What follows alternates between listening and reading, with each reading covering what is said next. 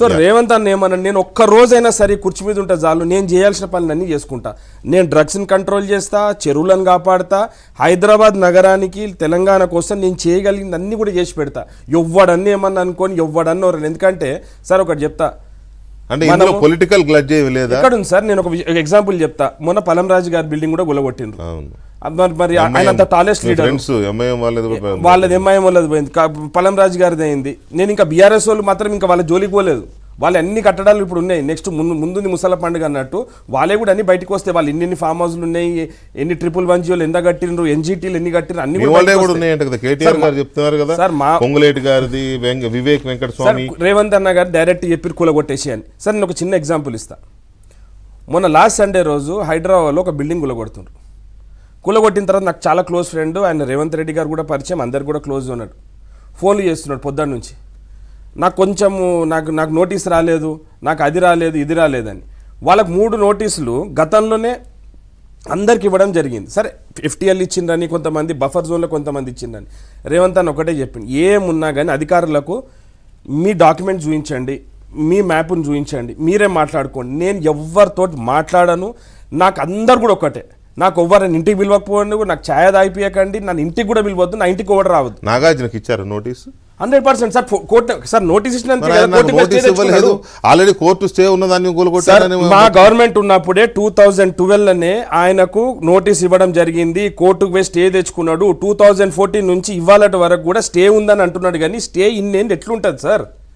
జ్యుడిషియర్లో ఒక సిస్టమ్ ఉంటుంది. 3 నెలల 6 నెలల సంవత్సరమా స్టే ఉంటుంది. 10 సంవత్సరాలు స్టే లేడు ఉంటాయి. మీకు ఒకటి వీడియో మొన్న ఒకటి వైరల్ అవుతున్నది. 2016లో రేవంత్ అన్న అసెంబ్లీలో మాట్లాడిండు. దాని మీద హరీష్ రావు గారు స్టేట్మెంట్ ఇచ్చిండు. ఆ రోజు మున్సిపల్ శాఖ మంత్రి వారు లేరు హౌస్ లో, నేను సంబంధిత శాఖ మంత్రులకు నేను పంపిస్తా అన్నాడు.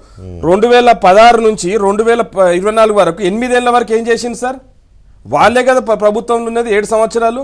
దాని మీద ఒక నోటీస్ లేదు. అంటే నోటీస్ వచ్చినందుకే కదా మాట్లాడి, అసెంబ్లీలో మాట్లాడినరు. కోర్టు నుంచి ఆయన్నే స్టే తెచ్చుకున్నాను, ఆయన్నే బరాబర్ ఒప్పుకున్నాడు.